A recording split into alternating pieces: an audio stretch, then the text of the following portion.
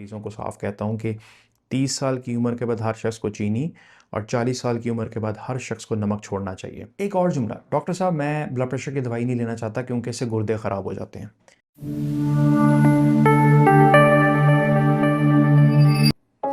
अस्सलाम वालेकुम। आज की नशिस्त में हम एक बहुत ख़ास बीमारी के बारे में बात करने वाले हैं। जी हाँ, हाइपरटेंशन या बुलंद फ़शार खून या जिसको उर्फ़ आम में ब्लड प्रेशर की बीमारी या हाई ब्लड प्रेशर की बीमारी कहा जाता है। आज इसको हम बड़े सादा तरीके से समझने की कोशिश करेंगे कि ये दरअसल है क्या और इसके बारे में जो शुगूक व शुबहात हैं और हक़ाइक़ क्या हैं, इस बारे में हम आज बात करने वाले हैं। हमारी जो आज की तिब्बी गुफ्तगू है ब्लड प्रेशर या हाइपरटेंशन के हवाले से, इसका जो माखज़ है वो तिब्बी तहकीक पर मबनी शवाहिद की बुनियाद पर जो guidelines American heart association, American college of cardiology, इसको हम ACC भी बोलते हैं, और साथ American academy of family physicians और WHO की जो गाइडलाइंस, जो लेटेस्ट गाइडलाइंस हैं, उन पर मबनी होगी। दुनिया में बहुत सारी तहकीक की गई ब्लड प्रेशर की बीमारी के बारे में, लेकिन जो लेटेस्ट तहकीक है और जो एविडेंस बेस्ड है, यानी कि तिब्बी शवाहिद पर मबनी जो गाइडलाइंस हैं, उसकी बेस पे हम आज की डिस्कशन को करेंगे। अब ब्लड प्रेशर दरअसल है क्या? वो प्रेशर जिसके साथ दिल खून की शरियानों में उस खून को फेंकता है, उस प्रेशर को हम ब्लड प्रेशर बोलते हैं। और ये प्रेशर जो है दरअसल उन खून की नालियों की दीवारों के बरखिलाफ़ होता है। सादा ज़ुबान में बिल्कुल यूँ समझ लें कि अगर आप घर में एक पाइप को नलके के साथ लगा दें, उसमें जो पानी आ रहा है, जिस प्रेशर से वो पानी उस नलके से जाएगा, उसको वो पानी का प्रेशर कहा जाएगा। और बिल्कुल इसी तरीके से जिस तरह से दिल उन खून की शरियानों में, खून की नालियों में जब वो खून को भेजता है, तो उसको हम ब्लड प्रेशर कहते हैं। अब यही ब्लड प्रेशर जब हद से ज़्यादा बढ़ जाए तो इसको हम हाई ब्लड प्रेशर बोलते हैं, और हाई ब्लड प्रेशर को हम हाइपरटेंशन की बीमारी बोलते हैं, यानी कि बुलंद फ़शार खून, सादा ज़ुबान में हाई ब्लड प्रेशर। और अक्सर लोगों के ज़हन में बहुत सारे ख़यालात हैं हाई ब्लड प्रेशर के हवाले से, इस बीमारी के हवाले से, और उसमें से कुछ ठीक हैं, कुछ जो हैं वो गलत हैं, कुछ मफ़रूज़ों पर मबनी हैं और कुछ हक़ाइक़ पर मबनी हैं। उन सब बातों के बारे में हम आज बातचीत करेंगे। इससे पहले कि हम हाई ब्लड प्रेशर के बारे में बात करें कि हाई ब्लड प्रेशर कब होता है, पहले हमें समझने की ज़रूरत है कि नॉर्मल ब्लड प्रेशर कौन सा है। अमेरिकन हार्ट एसोसिएशन और अमेरिकन कॉलेज ऑफ कार्डियोलॉजी और WHO तीनों इस बारे में मुत्तफ़िक़ हैं कि नॉर्मल ब्लड प्रेशर जो है वो 120/80 है, यानी कि 120 ऊपर वाला और 80 नीचे वाला, जिसको हम सिस्टोलिक ब्लड प्रेशर और डायस्टोलिक ब्लड प्रेशर बोलते हैं। ये ब्लड प्रेशर कौन सा है? सादा ज़ुबान में यूँ समझिए कि जिस प्रेशर के साथ दिल खून को शरियानों में फेंकता है, उसको हम सिस्टोलिक बोलते हैं, सिस्टोलिक ब्लड प्रेशर। और उसके बाद जब दिल रिलैक्स करता है, इसको हम डायस्टोलिक ब्लड प्रेशर बोलते हैं, यानी कि नीचे वाला ब्लड प्रेशर। नॉर्मली ये ब्लड प्रेशर 120/80 होना चाहिए। इस पे जितनी भी मुस्तनद गाइडलाइंस हैं वो सब इस बात पे एग्री करती हैं कि नॉर्मल ब्लड प्रेशर 120/80 होना चाहिए। अगर आपका ब्लड प्रेशर 120 से लेकर 129 तक है ऊपर वाला, और 80 से नीचे है नीचे वाला, तो इसका मतलब है कि आपका ब्लड प्रेशर ज़्यादा है। इसी तरह से अगर आपका ब्लड प्रेशर 130 और 140 के दरमियान में है और 80 से ज़्यादा है नीचे वाला, इसका मतलब है कि आपको स्टेज 1 हाइपरटेंशन है, यानी कि स्टेज 1 ब्लड प्रेशर की बीमारी है। और अगर आपका ब्लड प्रेशर 140 से ज़्यादा है और नीचे वाला जो है वो 80 या 90 से ज़्यादा है, तो इसका मतलब है कि आपको स्टेज 2 हाइपरटेंशन है। अब ये नंबर आपके लिए जानना क्यों ज़रूरी है? क्योंकि हर मरीज़ में मुख्तलिफ़ बीमारियों के, ब्लड प्रेशर की बीमारी के होने के अलावा अगर किसी मरीज़ में मज़ीद बीमारियां भी हैं, तो डॉक्टर या आपका मुआलिज इस चीज़ का फ़ैसला करता है कि आपको आया दवाई इस्तेमाल करने की ज़रूरत है या नहीं है, और अगर करनी है तो कौन सी दवाई इस्तेमाल करनी है। आप देखते हैं कि कई बार डॉक्टर हज़रात जो हैं वो मुख्तलिफ़ मरीज़ों को मुख्तलिफ़ तरह की दवाइयाँ देते हैं। किसी को एक दवाई दी जाती है, किसी को दूसरी दवाई दी जाती है, जिसको आमतौर पर लोग आपस में ये डिस्कस करते हैं, देखें जी मेरे डॉक्टर ने तो बहुत महंगी दवाई स्टार्ट की हुई है, दूसरा कहता है कि नहीं मेरे डॉक्टर ने तो बड़ी सस्ती सी दवाई स्टार्ट की हुई है। दरअसल ये महंगी सस्ती की बात नहीं है। डॉक्टर आपको असेस करता है, आपके मुख्तलिफ़ तिब्बी मसाइल के बारे में आपसे बातचीत करता है। अगर किसी शख्स को शुगर भी है, अगर किसी शख्स के ख़ानदान में दिली मसाइल रहे हैं, दिल के मसाइल रहे हैं, अगर किसी शख्स के ख़ानदान में पहले किसी को फ़ालज हुआ है या कोई और ऐसी बीमारियां रही हैं, तो डॉक्टर इन तमाम बातों को जानने के बाद ये फ़ैसला करता है कि आपको कौन सी अद्वियात पर स्टार्ट करने की ज़रूरत है। इससे पहले कि हम ये देखें कि ब्लड प्रेशर की बीमारी हो गई और डॉक्टर ने कहा कि आपको ब्लड प्रेशर की बीमारी है, क्या हम हकीकतन सही तरीके से ब्लड प्रेशर देखते भी हैं कि नहीं? अफ़सोस की बात ये है कि मेजॉरिटी अस्पतालों में, और ख़ास तौर पर अफ़सोस के साथ, जो मेजॉरिटी तिब्बी क्लिनिक हैं या अस्पताल हैं, और कई दफ़ा हमारे मुल्क में प्रैक्टिस किया है कि अगर मैं सोचता हूँ कि जी मेरे सर में बहुत दर्द है और मुझे किसी ने कहा कि जाके ब्लड प्रेशर चेक करवा लें, और मैं कई दफ़ा फार्मेसी पे जाते हैं और फार्मेसी पे जाके भाई मेरा ब्लड प्रेशर चेक कर दो, और वहीं पर खड़े खड़े आपका बीपी कफ लगाता है और बीपी चेक कर देता है और आपको कहता है कि जी आपका बीपी नॉर्मल है या आपका बीपी ज़्यादा है या आपका बीपी लो है। ये बीपी लो है या बीपी ज़्यादा है ये कोई टर्म नहीं है। आपको हमेशा उससे पूछना है कि भाईजान मेरा ब्लड प्रेशर कितना है, या आपका ब्लड प्रेशर 100/60 से लेकर 120/80 तक है तो 99% केसेस में ये नॉर्मल ब्लड प्रेशर है। इस बारे में आपको कोई फ़िक्र करने की ज़रूरत नहीं है, और इसके लिए आपको कोई ड्रिप लगवाने की ज़रूरत नहीं है, जिस तरह हमारे मुल्क में लोग मोस्टली किया जाता है कि जी आपका बीपी लो हो गया आप ड्रिप लगवा लें। सो ड्रिप लगवाना इज़ नॉट द सोल्यूशन। याद रखिए कि जब आप ब्लड प्रेशर चेक करवाने जाते हैं तो आपको ब्लड प्रेशर चेक करवाने से कम 1 घंटा पहले तक ना आपने चाय पी हो, ना आपने कॉफ़ी पी हो, ना आपने तंबाकू नोशी की हो, और जाकर आपको कम से कम 5 से 10 मिनट बैठना है। ये जब बीपी चेक करवाने से पहले की बात मैं कर रहा हूँ, ये मैं आइडियल सिचुएशन बता रहा हूँ। वहाँ पे बैठना है और उसके बाद आपका बीपी चेक किया जाए। अब क्या हमारे मुल्क में ज़्यादातर केसेस में ऐसे होता है?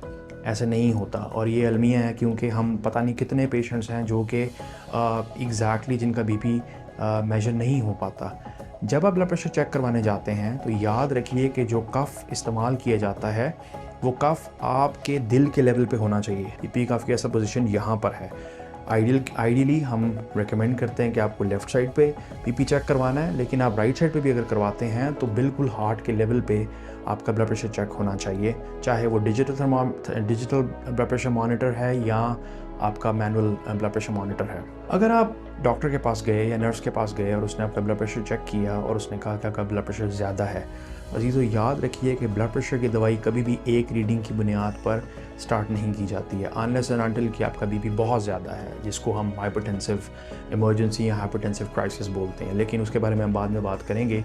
नॉर्मली अगर आपका ब्लड प्रेशर ज़्यादा है तो याद रखिए कि कम से कम 3 मुख्तलिफ अदवार पे यानी 3 मुख्तलिफ टाइम्स पे आपको 3 मुख्तलिफ रीडिंग्स लेनी है और उनको अपने पास रिकॉर्ड करना है। सबसे बेहतरीन तरीकाकार ये है कि आप घर में अपना ब्लड प्रेशर खुद चेक करें। उसकी वजह ये है, एक बीमारी जिसको हम कहते हैं वाइट कोट हाइपरटेंशन। इसमें क्या होता है, अक्सर कई मरीज़ों को अस्पताल जाकर या डॉक्टर के पास जाकर उनका ब्लड प्रेशर ज़्यादा हो जाता है, और जब वो डॉक्टर के पास जाते हैं डॉक्टर देखता है कि उनका ब्लड प्रेशर बहुत ज़्यादा होता है।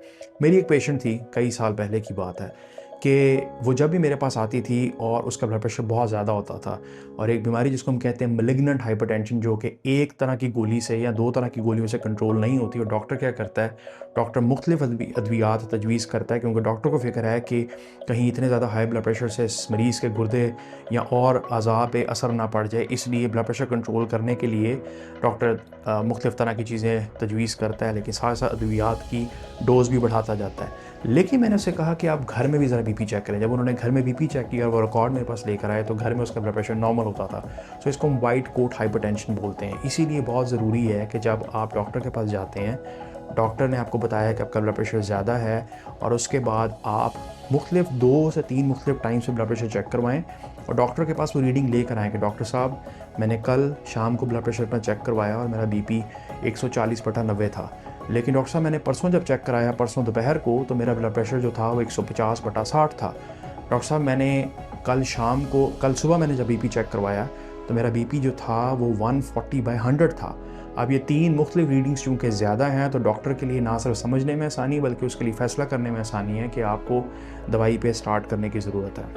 अब किन लोगों को लाजमी ब्लड प्रेशर चेक करवाना चाहिए? आइडियली तो हर शख्स को ब्लड प्रेशर चेक करवाने की ज़रूरत है, लेकिन अगर आप 40 साल से ज़्यादा उम्र के हैं, अगर आपके ख़ानदान में शुगर है, अगर आपके ख़ानदान में दिल की बीमारियां हैं, अगर आपके ख़ानदान में किसी को फालज हुआ है या किसी को गुर्दों की बीमारी रही है, तो आपको लाजमी ब्लड प्रेशर बाकायदगी से चेक करवाना चाहिए। और अगर आपको ब्लड प्रेशर की बीमारी है तो आपको पहली बार 1 महीने के बाद डॉक्टर साहब के पास जाना है, और अगर उसके बाद आपका ब्लड प्रेशर कंट्रोल्ड है तो आपको 3 से 6 महीने बाद लाजमी अपने मुआलिज के पास जाने की ज़रूरत है। इसी तरह कुछ ऐसे सिम्टम्स भी हैं जो कि जिसको हम एटिपिकल सिम्टम्स बोलते हैं, या आम तौर पे या अमूमी तौर पर ये अलामात नहीं होती। मिसाल के तौर पर अगर आप या आपके ख़ानदान में रात को बहुत ज़्यादा कोई खराटे लेता है या उनको सोने में मुश्किल होती है, इसी तरह से अगर कोई हामला खातून है तो उसको लाजमी ब्लड प्रेशर चेक करवाना है। इसी तरह से अगर पिछले हमल में अगर प्री एक्लैम्शिया या इस तरह की बीमारी रही जिसमें ब्लड प्रेशर ज़्यादा था पिछले हमल के दौरान में, तो लाजमी ज़रूरत है कि वो लाजमी ब्लड प्रेशर चेक करवाएं। इसी तरीके से अगर आपके ख़ानदान में किसी को दिल के मसाइल, जैसे मैंने पहले बताया, दिल के मसाइल रहे तो लाजमी ब्लड प्रेशर चेक करवाने की ज़रूरत है। इसी तरह सबसे अहम बात, तंबाकू नोशी करते हैं तो आपको लाजमी अपना ब्लड प्रेशर चेक करवाने की ज़रूरत है। याद रखिए, दुनिया में सबसे सस्ती तरीन मेडिसिन जो है वो लाइफस्टाइल मॉडिफिकेशन है, या अपना जो तर्ज़ ज़िंदगी है उसको तब्दील करना सबसे आसान भी है और सबसे सस्ता भी है। हम पाकिस्तान में हम लो इनकम ग्रुप में आते हैं, और इंटरनेशनली जब वर्ल्ड हेल्थ ऑर्गेनाइजेशन जब बात करती है तो वर्ल्ड हेल्थ ऑर्गेनाइजेशन ये रिकमेंड करती है कि नॉर्मली लोगों को एक चाय का चम्मच यानी 1 टीस्पून से भी कम नमक है जो कि एक नॉर्मल शख्स दिन में इस्तेमाल कर सकता है। इसका मतलब है कि 5 ग्राम नमक या 2000 मिलीग्राम सोडियम, अगर आप 5 ग्राम नमक ले रहे हैं यानी कि 1 टीस्पून नमक आप ले रहे हैं पूरे दिन में, पूरी खुराक में। ये नहीं कि आप जो है वो 1 टीस्पून दोपहर के खाने में ले लें, 1 टीस्पून आप रात को ले लें, 1 टीस्पून आप सुबह ले लें। पूरे दिन की यानी कि 1 टीस्पून सॉल्ट पर डे, मतलब कि 5 ग्राम नमक पर दिन में 2000 मिलीग्राम सोडियम है। थोड़ा सा मुश्किल हो जाएगा, लेकिन सादा ज़ुबान में यूँ समझ लें कि पूरे दिन के अंदर आप सिर्फ 1 चाय का चम्मच नमक जो है वो आप इस्तेमाल कर सकते हैं। ये नॉर्मल लोगों के लिए मैं बात कर रहा हूँ, लेकिन मैं अपने मरीज़ों को, जैसे मैंने शुगर वाली वीडियो में भी इस बात का तज़किरा किया है, अपने मरीज़ों को साफ कहता हूँ कि 30 साल की उम्र के बाद हर शख्स को चीनी और 40 साल की उम्र के बाद हर शख्स को नमक छोड़ना चाहिए। अगर आपका ब्लड प्रेशर कुछ ज़्यादा है या आप स्टेज 1 हाइपरटेंशन का शिकार हैं तो डॉक्टर सबसे पहले आपको लाइफस्टाइल मॉडिफिकेशंस की बात करेंगे। इसका क्या मतलब है? पहली बात, आपको नमक कम करना है। दूसरी बात, जैसे मैंने शुगर वाली वीडियो में भी तज़किरा किया कि रोज़ाना आपको 30 मिनट के लिए आपको तेज़ चहलकदमी करनी है, यानी कि एक हफ़्ते में 150 मिनट आपको तेज़ चहलकदमी करनी है, जिसका मतलब ये है कि आपका दिल की धड़कन जो है वो नॉर्मल आपकी रूटीन दिल की धड़कन से तकरीबन 1.5 गुना जाए। यानी कि अगर आपके दिल की धड़कन नॉर्मली 70 to 80 है तो वॉक के दौरान में आपकी दिल की धड़कन तकरीबन 120 से 130 के दरमियान में होनी चाहिए। इसी तरह अगर आप तंबाकू नोशी करते हैं तो उसको मुकम्मल तौर से बंद करने की ज़रूरत है। इसमें सिर्फ सिगरेट नहीं है, इसके अंदर पान भी शामिल है, गुटखा भी शामिल है, नहीं किसी भी नस्वार भी शामिल है। किसी भी सूरत में अगर आप तंबाकू इस्तेमाल करें तो उसको मुकम्मल तौर से छोड़ने की ज़रूरत है। इसके साथ बहुत इंपॉर्टेंट, स्ट्रेस लेवल को कम करने की ज़रूरत है। इसी तरह से प्रॉपर नींद लेने की ज़रूरत है। अगर नॉर्मली 6 से 8 घंटे की नींद जो है वो हर शख्स के लिए ज़रूरी है, और प्रॉपर टाइम से सोना बहुत ज़रूरी है, क्योंकि अगर ये नहीं करेंगे तो वो अशख़ास जो कि जिनमें नींद की कमी होती है उनके अंदर दिल के अमराज और ब्लड प्रेशर के चांसेस बहुत ज़्यादा होते हैं। इसी तरह जिन लोगों का स्ट्रेसफुल वर्क बहुत ज़्यादा है या जिनके काम में बहुत ज़्यादा स्ट्रेस है उनमें भी ब्लड प्रेशर के होने के चांसेस बहुत ज़्यादा हैं। अब अगर आप देखते हैं कि लाइफस्टाइल चेंज करने के बावजूद भी आपका ब्लड प्रेशर नॉर्मल नहीं हो रहा है, और आप डॉक्टर साहब के पास जाते हैं, डॉक्टर आपसे कहता है कि जी हमें दवाई को आगाज़ करने की ज़रूरत है, तो याद रखिए कि तब मुआलिज आपसे मुख्तलिफ़ तरह के सवालात पूछेगा, जिसमें आपसे आपके फ़ैमिली में आपके दिल के अमराज के बारे में या शुगर के बारे में या हाई कोलेस्ट्रॉल की हिस्ट्री के बारे में या मुख्तलिफ़ तरह की ऐसी बीमारियों या स्ट्रोक या फालज की हिस्ट्री लेंगे आपसे। और अगर आपके वालिदैन में या आपके बहन भाइयों में किसी कोई बीमारियां हैं तो इन तमाम इंफॉर्मेशंस की बिना पर डॉक्टर ये फ़ैसला करेंगे कि आपको कौन सी ब्लड प्रेशर की दवाई स्टार्ट करने की ज़रूरत है। हर मरीज़ में जब डॉक्टर आपको मेडिसिन देता है तो हर शख्स में हम चाहते तो हैं कि उसका ब्लड प्रेशर 120/80 हो, लेकिन हकीकत पर मबनी गुफ्तगू करते हुए हम इस बात का मैं आपको बताना चाहता हूँ कि डॉक्टर आपके अमराज के हवाले से एक लेवल में आपके बीपी से वो खुश होते हैं। मिसाल के तौर पर कुछ पेशेंट्स में हम 130/80 पे भी हम खुश हैं, कुछ पेशेंट्स में 140/80 पे भी हम खुश हैं, कुछ पेशेंट्स में हम 120/80 पे खुश हैं। इसका मतलब ये है कि मरीज़ के मुख्तलिफ़ अमराज को देखते हुए और दवाई के असर को देखते हुए डॉक्टर इस बात का तयन करता है कि आया इस दवाई को कंटिन्यू करना है या इस दवाई को चेंज करना है और या इस दवाई को बढ़ाने की ज़रूरत है। असूली तौर पर जो दुनिया में जो मेडिकल साइंस है वो ये रिकमेंड करती है कि आपको बार बार दवाइयाँ चेंज करने की बजाय अगर एक दवाई का आगाज़ किया गया है तो उसकी मैक्सिमम डोज पे जाकर उसके बाद दूसरी दवाई का आगाज़ करना है। ये नॉर्मली हम ऐसे प्रैक्टिस करते हैं, लेकिन कुछ पेशेंट्स में उनकी तिब्बी हालात को देखते हुए हम मुख्तलिफ़ अद्वियात भी एक वक्त में स्टार्ट करते हैं। सो अगेन इस वीडियो का मकसद ये है कि आपको मोटी मोटी बातें आपको बताई जा सकें जो कि एविडेंस बेस्ड हों, लेकिन जो हतमी फ़ैसला है वो आपको अपने मुआलिज को चेकअप कराने के बाद करना है। अगर किसी शख्स का ब्लड प्रेशर 170/100 से ज़्यादा है तो ये हाइपरटेंसिव इमरजेंसी हम इसको बोलते हैं। उस मरीज़ को फ़ौरन हॉस्पिटल लेकर जाने की ज़रूरत है। कई पेशेंट्स में आप देखेंगे उनका ब्लड प्रेशर 180/100 या 170/100 होता है, लेकिन उनको कुछ भी, वो कहते हैं जी मुझे तो कोई फ़ील नहीं हो रहा। इसका मतलब इसीलिए इस मर्ज़ को खामोश कातिल बोलते हैं, यानी कि साइलेंट किलर। दुनिया में जो लोग जिनको ब्लड प्रेशर की बीमारी है उनमें से मेजॉरिटी लोगों को ये नहीं पता होता कि हमें ब्लड प्रेशर की बीमारी है, और जब उनको पता चलता है या जब अलामात होती हैं कि जी मेरा सर दर्द हो रहा है या मुझे धुंधलापन नज़र आ रहा है, याद रखिए कि इससे पहले नुकसान होना शुरू हो चुका होता है। सो नुकसान होने से पहले इस मर्ज़ की तशख़ीस तभी हो पाती जब आप डॉक्टर के पास जाते हैं या अपने इलाके में नर्स के पास जाते हैं, वो आपका ब्लड प्रेशर चेक करते हैं। इसीलिए हम इसको साइलेंट किलर बोलते हैं, क्योंकि 99% केसेस में जब तक अलामात शो होती हैं तब तक बहुत देर हो चुकी होती है। और ये मैंने इसलिए बताया क्योंकि हमारे मुल्क में ज़्यादातर लोगों का ख्याल ये है कि डॉक्टर साहब मुझे तो बीपी का मसला नहीं है, मुझे महसूस नहीं होता। ऐसा नहीं है। जब आपको हर सर दर्द का मतलब ये नहीं है कि आपको ब्लड प्रेशर की बीमारी है, और आपको ब्लड प्रेशर की बीमारी है ये ज़रूरी नहीं है कि आपको सर में दर्द हो या आपको मुख्तलिफ़ तरह के अलामात हों। जैसे मैंने पहले कहा, मैं फिर से इस बात को दोहराई देता हूँ, इसीलिए हम इसको साइलेंट किलर बोलते हैं। एक और जुमला, डॉक्टर साहब मैं ब्लड प्रेशर की दवाई नहीं लेना चाहता क्योंकि इससे गुर्दे ख़राब हो जाते हैं।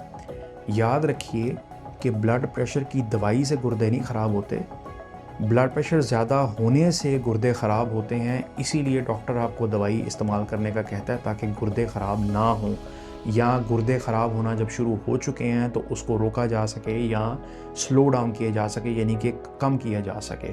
एक और बात जो हम अक्सर सुनते हैं, नहीं जी मैं जो है वो दवाई नहीं लूँगा, मैं कुछ जड़ी बूटियाँ इस्तेमाल करूँगा और उससे ब्लड प्रेशर कंट्रोल हो जाएगा।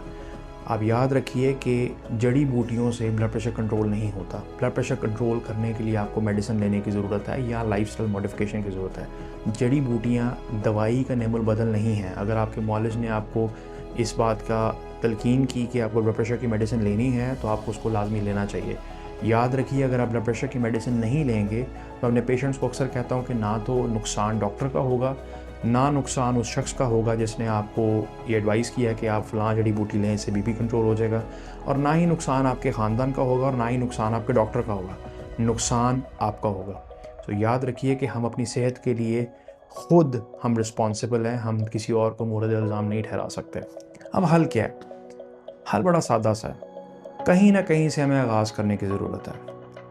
सबसे बेहतरीन आगाज़ ये है कि एक तो नमक कम करें, दूसरी बात लाइफस्टाइल को चेंज करें। हमारे मुल्क में नमक कम करना बहुत मुश्किल है। तकरीबन हर ख़ुराक जो हम इस्तेमाल करते हैं उसमें नमक बहुत ज़्यादा है। अगर आप बाज़ार में जाते हैं, कोई बारबेक्यू लेते हैं, उसमें नमक बहुत ज़्यादा है। अगर आप घर में सालन बनाते हो उसमें नमक बहुत ज़्यादा है। कई ख़ानदानों में आटे में भी लोग नमक इस्तेमाल करते हैं। अगर आप चाट ले रहे हो उसमें भी नमक ज़्यादा है। अगर नमक पारे खा रहे हो उसमें भी नमक है। अगर आप पकोड़े खा रहे हो उसमें भी नमक है। तकरीबन हर तरह की खुराक जो हम इस्तेमाल करते हैं उसके अंदर नमक की क्वांटिटी बहुत ज़्यादा है। सबसे पहले आपको नमक कम करना है या नमक बंद करना है। जैसे मैंने पहले कहा कि आइडियली 40 साल की उम्र के बाद नमक बंद करें, वरना एटलीस्ट कम करें। दूसरी बात, वॉक स्टार्ट करें। ये मुश्किल है, आसान नहीं है, लेकिन अगर आप इरादा करते हैं तो उसके बाद आप खुद देखेंगे कि आपके जिस्म में कैसे चेंजेस आती हैं। सो रियलिस्टिक गोल्स रखें, हकीकत पर मबनी गोल रखें और अपने आप को वो चैलेंजेस दें जो आप इजीली कर सकते हैं और उसके बाद उसको बढ़ाते जाएं। तीसरी बात, अगर आपको ब्लड प्रेशर की तशख़ीस हो चुकी है तो लाजमी अपने मुआलिज के पास जाइए। एक और ख़ास बात जो अक्सर मरीज़ करते हैं वो ये है कि आपने देखा कि महीना या 2 महीने बाद आपका ब्लड प्रेशर नॉर्मल है और अक्सर पेशेंट्स मेडिसिन छोड़ देते हैं। ये एक बहुत बड़ी गलती है और ऐसा आपको हरगिज़ नहीं करना, क्योंकि याद रखिए, अपने मरीज़ों को अक्सर एक बात कहता होता हूँ कि जब आपको फालज का हमला होता है तो पहले आपको दरवाजे पे खटखटाया नहीं जाता, ये हो जाता है। इसीलिए हम इसको साइलेंट किलर बोलते हैं। मैं बार बार इसको साइलेंट किलर लफ्ज़ इस्तेमाल कर रहा हूँ। उसकी वजह ये है क्योंकि जब आपको फालज होता है तो पता चलता है कि हाई ब्लड प्रेशर है, यानी ब्लड प्रेशर बहुत ज़्यादा है, जिसकी वजह से दिमाग पर शदीद असर हुआ। इसी तरह कई पेशेंट्स जिनको हार्ट अटैक होता है, ब्लड प्रेशर बहुत ज़्यादा होता है, मरीज़ को पता नहीं होता। पता जब हम तहकीक करते हैं, पता चलता है कि इन शख्स को या इस पेशेंट को ब्लड प्रेशर की बीमारी थी और 6 महीने पहले डॉक्टर ने मेडिसिन स्टार्ट की थी, लेकिन 2 महीने ब्लड प्रेशर बिल्कुल नॉर्मल रहा और मरीज़ ने दवाई छोड़ दी। इसी तरह से चिकनाई वाली चीज़ों से और मुरगन ग़िज़ाओं से परहेज़ करने की ज़रूरत है। याद रखिए, मकसद आपकी सेहत को बेहतर करना है। मैं उम्मीद करता हूँ कि ये वीडियो आपके लिए फ़ायदेमंद साबित हुई होगी। आपका शुक्रिया।